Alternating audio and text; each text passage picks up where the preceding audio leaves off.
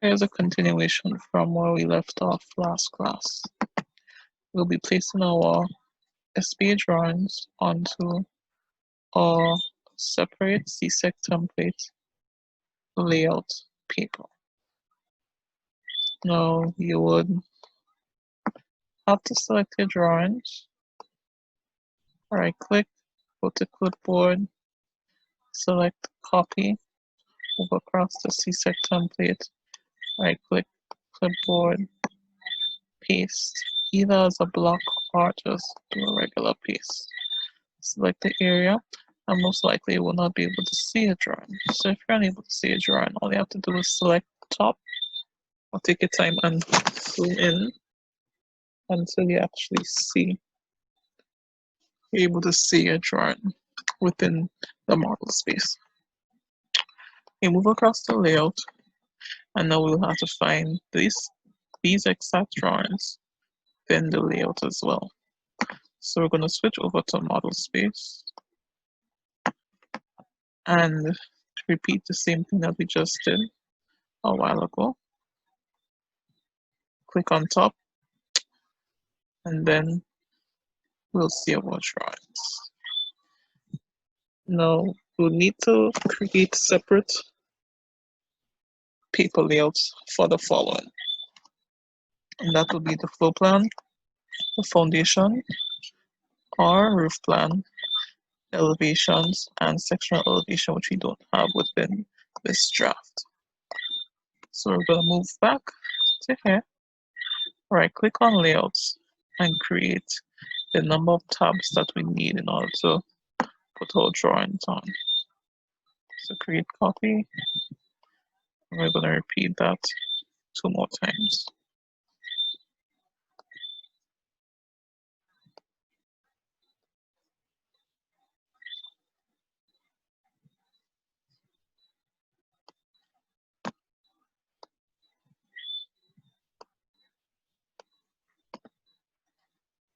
And if you were to select any of the layouts, you would see that they all have the plans which you saw in the first one. So we're going to rename them accordingly. Start with floor plan.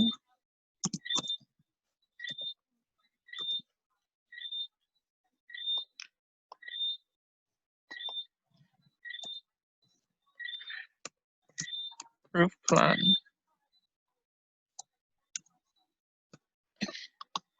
And to save time, I'm going to do elevation.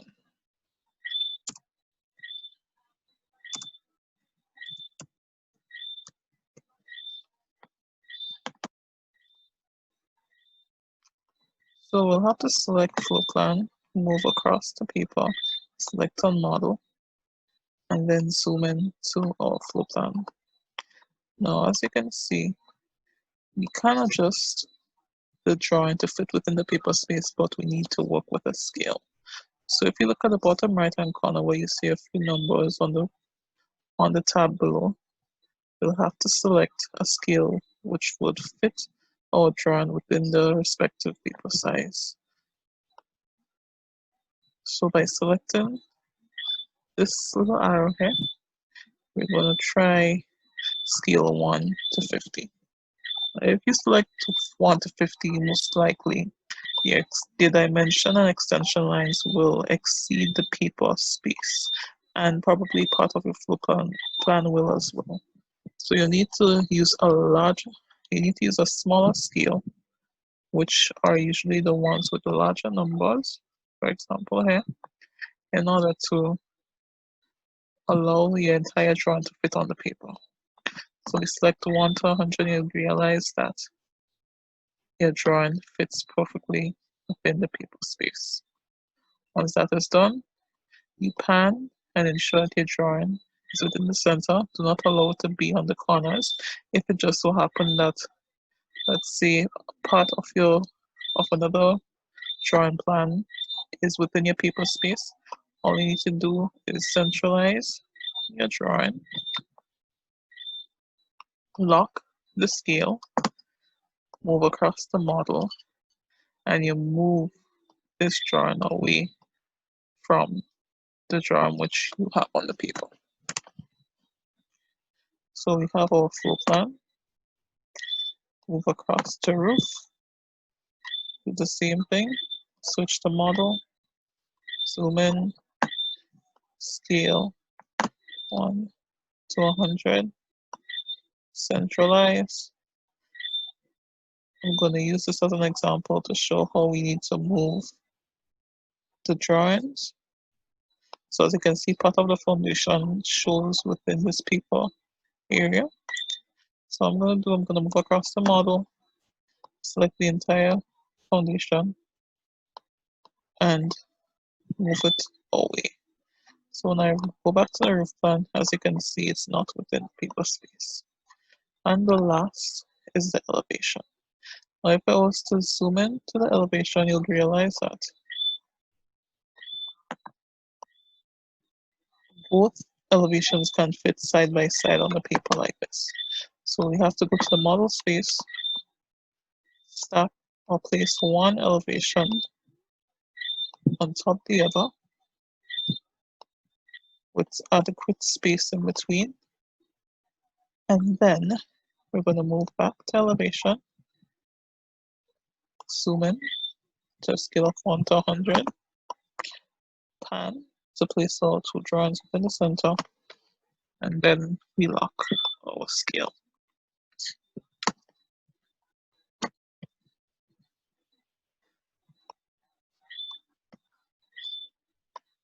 So as you're finished with placing your drawings within the paper, respective paper spaces, you'll need to add title and scale if you haven't done so already. So as you can see here, for my title and scale, I have the floor plan, and usually on the drawings that we have done before, you were recommended to stick to a scale of 1 to 50. Now, based on the size of paper that we have and the scale which we're using for our drawing here, it means that our scale will no longer be 1 to 50, but 1 to 100. So we're going to move back to model, double click on scale, and change that 50 to 100. And in turn, all the other drawings will be at a scale of 1 to 100, all because of the paper scale that we use to allow our image to fit within our sheet of paper. Now, same thing is done, like the floor plan is also done to the foundation, roof, elevation, and sectional. But I'm going to take the time to move across the elevation and explain that you'll need to state which side of the elevation is being shown within your drawing. So in this case, as you can see, based on the floor plan, which we have over here, this section here is the front of the building. This here is the back, this here is the right, this here is the left. So when we're going to label our elevations, we need to label which side of the building it is. For this, it will be the front elevation.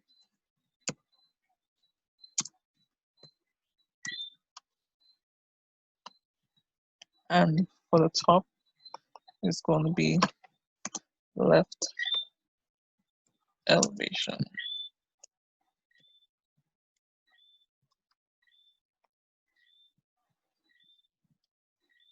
Once that is done, we centralize the wording,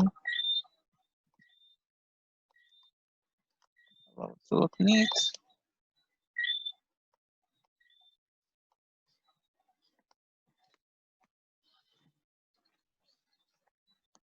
And then we move on to exporting our drawings into PDF files. So you move across the first tab, which is floor plan, and we'll have to export our drawing here, which is on paper, to a PDF file. So we select A, move down, export, select PDF,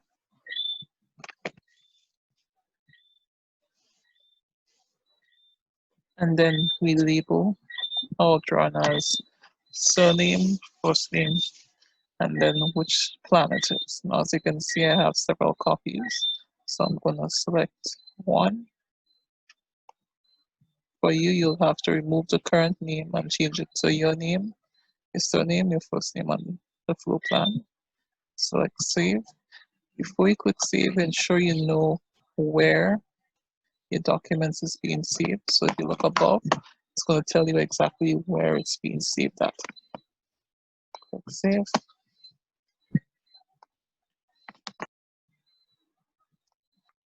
Same thing for the roof plan.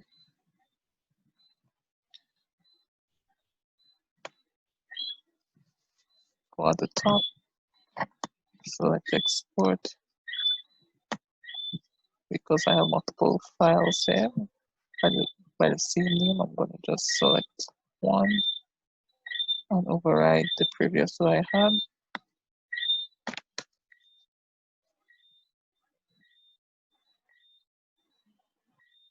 Select save.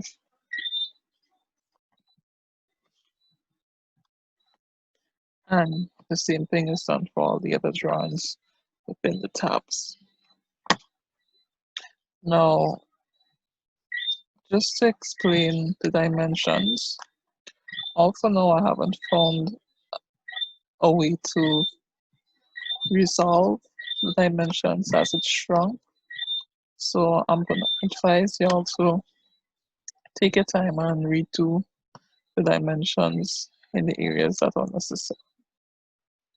Okay, all you have to do is you don't even have to remove these. All you have to do is just go back, ensure that your dimension modification is as similar as the first one that you did. And once it is, you just take your time and you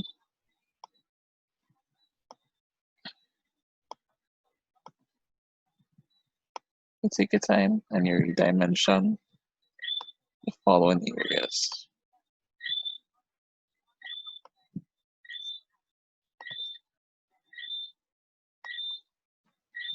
It's not necessary to remove the previous lines, but just take your time and use it as a guide to continue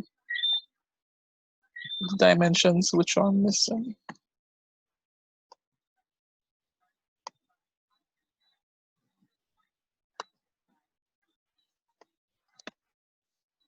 Also, if it just so happens that you have your dimensions, but the layers are in a different color, you'll just have to select the dimensions which have changed color, or even any part of the building that has a different color, and just change the layer to what it once was, because most of them are saved within the layer properties.